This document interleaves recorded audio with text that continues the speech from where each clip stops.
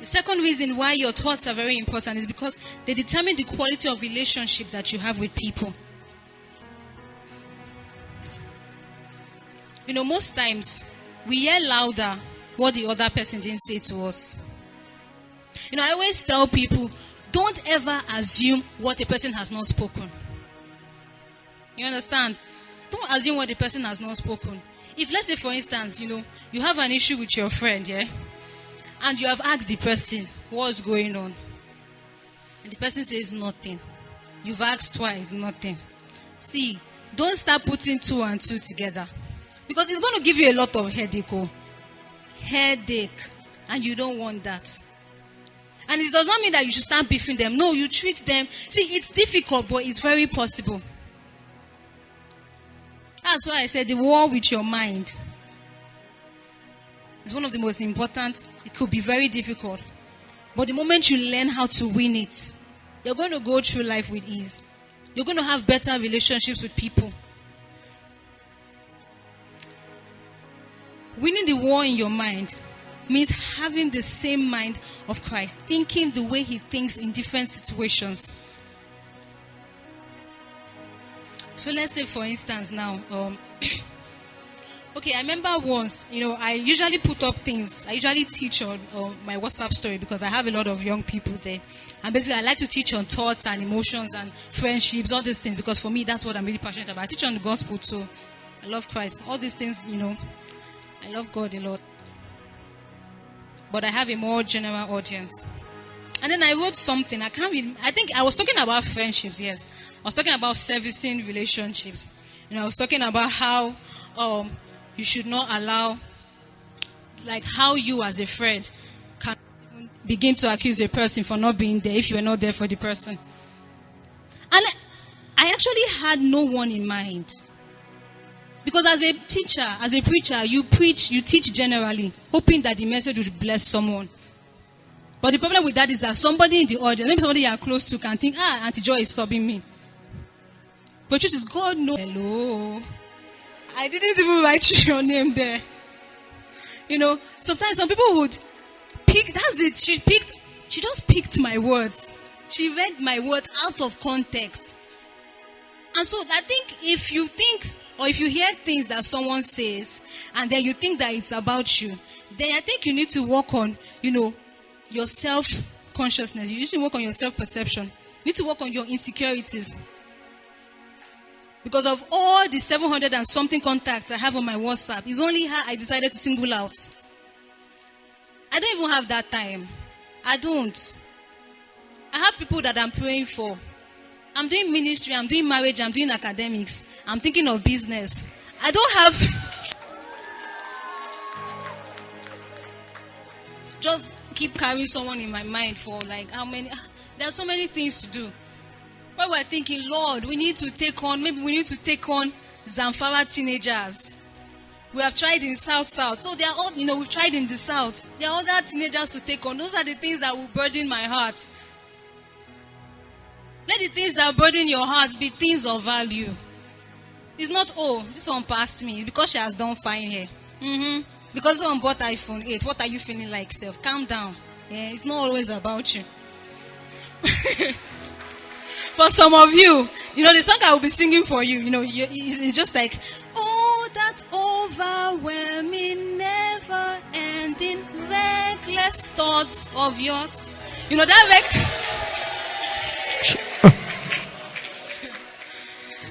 That reckless thoughts, that's what I'm calling. Some of you, your thoughts are so reckless that it makes you to forget all the 99 things someone has done right and hold on to the one negative things that they have done.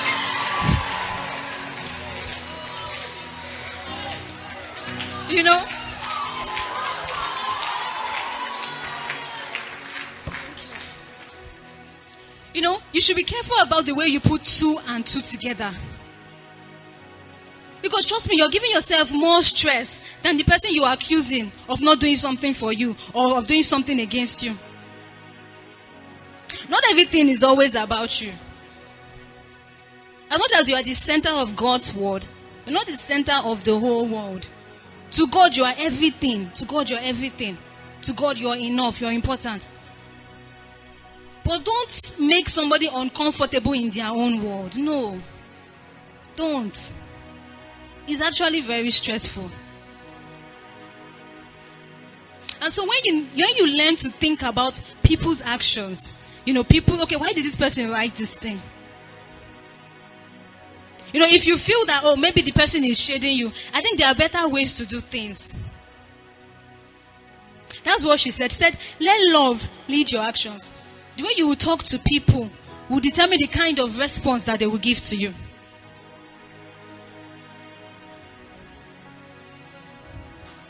You may see something and you don't like it, you are attacking the person. But there are ways to do things. There are ways to confront situations.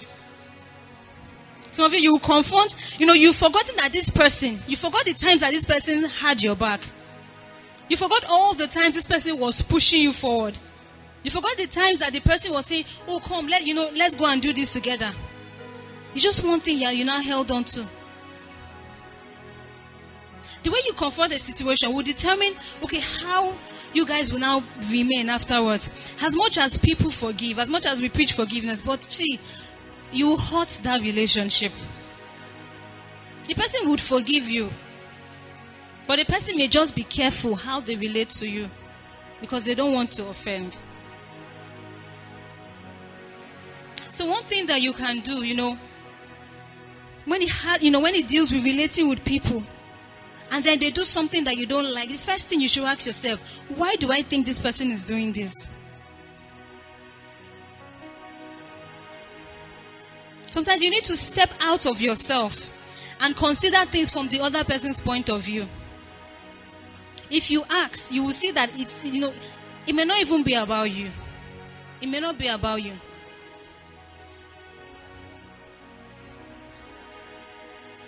Learn to, sustain relationships that you've seen over the past.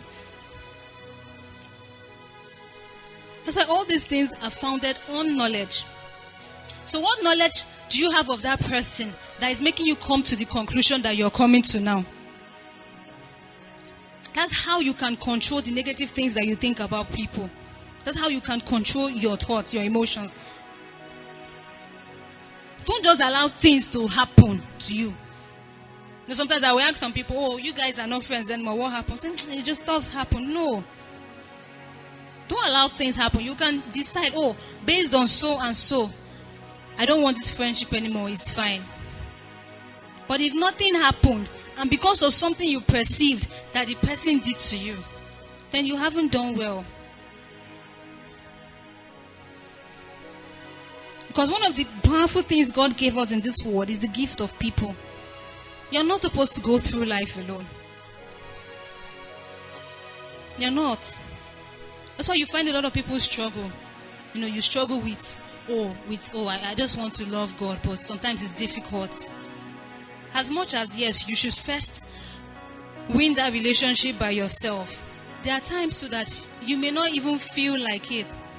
And that's what we do when we come together as believers, as brothers and sisters, is that we edify each other. I want us to look at Amos 3:3. It's just some wise words from the prophets there. I want someone to read it out for me.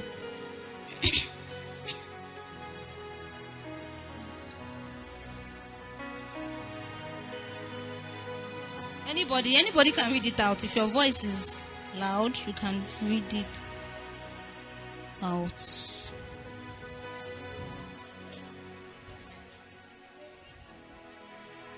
Okay.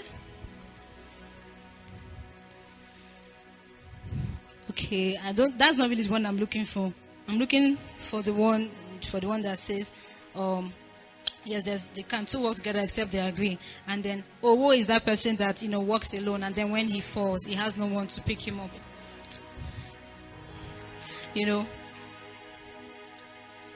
As much as most of the things that we do them by ourselves.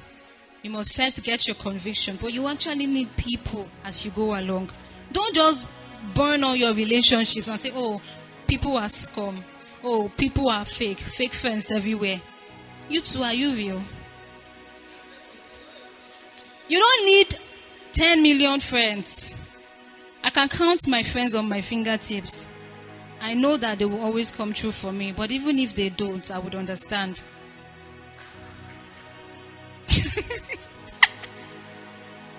Don't worry, you will still clap. Don't worry. Last year, when I was getting married, I had,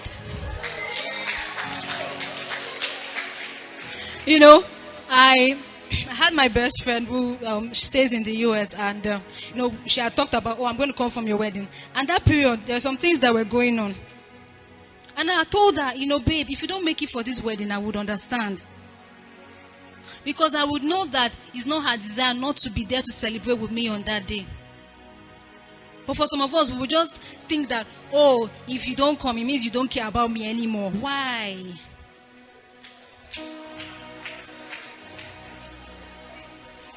Or in fact, the other way around. This person did not tell me that today is their birthday. I will not even wish them happy birthday. Or you did not tell me, I heard that you were celebrating. You did not even invite me. I pray something bad will happen. That can be your thought. I heard something funny and I didn't even know how to process it. After the wedding, I was hearing maybe people that were beefing me that this one did not invite me for the wedding. I mean, in my mind, I was like, number one, this person, I'm not even close to the person. But I said because I didn't tell her myself, she won't come. And in my mind, I was like, so this person thinks that I sat down and I said, this particular person, you must know. I said, I don't have that time. That period, I had some people that I had told before that I wanted to be there. I had told them before. And they didn't come. They said because I did not remind them. It was just funny. Like, okay, so we have a relationship. And I've told you, I should be sending you reminders. Hello, are you coming to pay for the cake? Or are you coming to decorate the hall? So, another thing too that would help us with our thoughts is that let go of a sense of entitlement. See, the truth is, that period, I was actually very busy. In fact, for some people, it was somebody that told them on my behalf. I couldn't reach out to everyone. I did not even want crowd. But some people that I heard, and from our guest list, most of our people, I think like 80% were teenagers, were young people. And for me, I was happy. Because everybody was waiting that Joy did not come to our house. I was in Ibadan that period. And they were busy beefing me for situations I could not control. They did not ask me any question. They didn't ask questions. They didn't try to find out what happened. It was when I heard it later and I was like, wow. So sometimes, that period was even a very crazy period. A lot of things were happening even in my own immediate family. A lot. If I tell some people, your mouth will open. And so sometimes we judge people wrongly for maybe things we perceive that they deliberately did. But you don't know what a person may be going through. Or let's say you message me and, I give you one word reply. Do you know if I'm crying at that point? Do you know maybe I'm fighting with, my best friend, I'm fighting my husband, and I'm giving you one word reply. And Pastor said, God forbid. So anything can be happening in my own mind. And then you now take my answer and you now exaggerate it. Haba. One thing that would help you to confront thought is to know the quality of relationship you have with a person. So this person does something once. Is this thing consistent with the person's nature? So you've been trusting God since, and then you pray for something, it doesn't happen. God, you are wicked.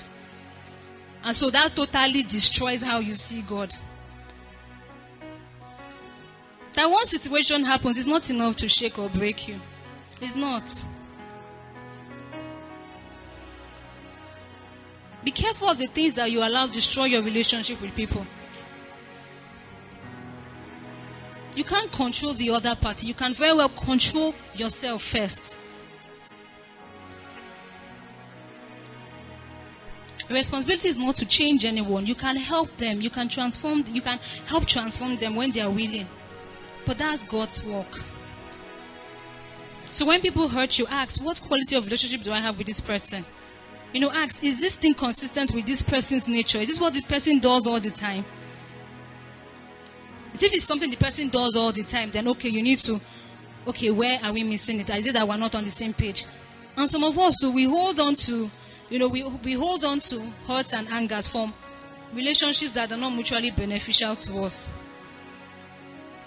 I cannot love the things of God, and I'm not judging anyone.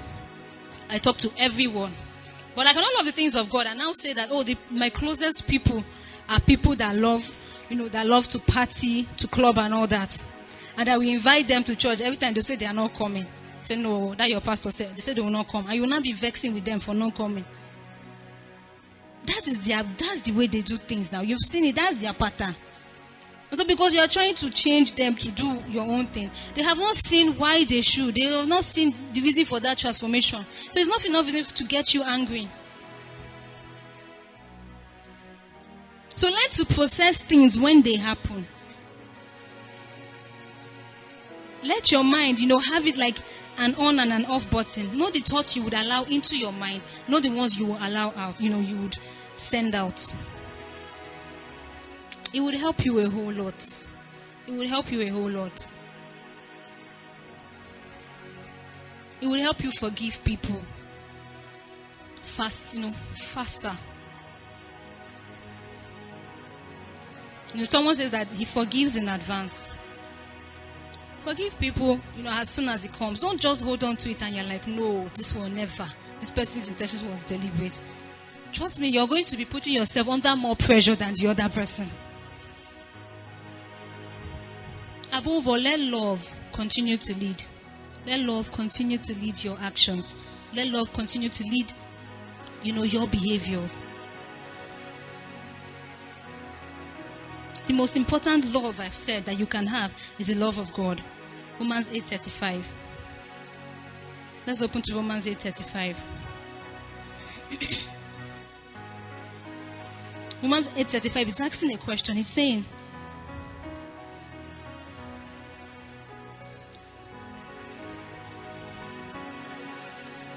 who shall separate us from the love of Christ? Who shall separate us from the love of Christ? Who shall separate us from the love of Christ? Who shall separate us from the love of Christ? Shall tribulation or distress or persecution or famine or nakedness or peril? It says nothing. Nothing. None of these things is worthy to separate you from the love of Christ. None of these things should be enough for you to say, oh, God, I don't think God cares about men more. No. I've told you, don't assume what another person has not said. So when you find yourself thinking in a negative light about what God feels about you, ask yourself, is this thing consistent with the nature of God in His word? If it's not, then you have no right to choose or to decide from God. He has said it, I love you. I will never leave you. I will never forsake you. So why should you now be speaking on His behalf? Lord, you've left me. No. He's that friend that remains when every other person has gone. And this morning, God wants to help you redefine how you perceive things. For some of you, you may have ended relationships too easily that was not supposed to end. And I don't mean boyfriend and girlfriend, though, before somebody saying, hey, why did I break up with that boy? No, that's not what I mean. I mean healthy, positive relationships that have been of impact to you. It could have been that person that was always on your case, telling you, just helping you through life. And then you just, for one thing, the person failed to do. You forgot the other and you held on to that one. It may be time for you. For some of you, there are some relationships you will need to go and rebuild. For some of you, there's forgiveness that you will have to give to yourself for certain things that you have done. For some of you, there is that relationship and that relationship that you used to have with God before that you need to get back. Because God never left. You did. And He's still there. He says that His promise still stands. And great is His faithfulness. Please, can you sing that song for me?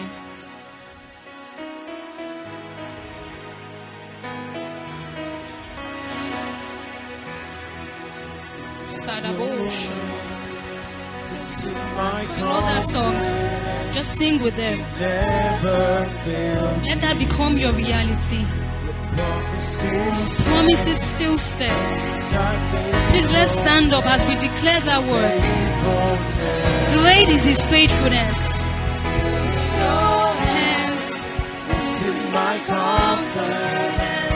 That is what your confidence should be founded on. His promise still stands, and He remains even when the whole world leaves. He is that Father that is always a Father. He's that Father that loves you beyond what you do right and don't do right. You never fail. Oh, your promise still stands, God. Oh, your faithfulness. And in your hands, God. This is my confidence, Lord. Let that song be your prayer this morning. Your promise still stands, God. Your promise still stands. Your faithfulness.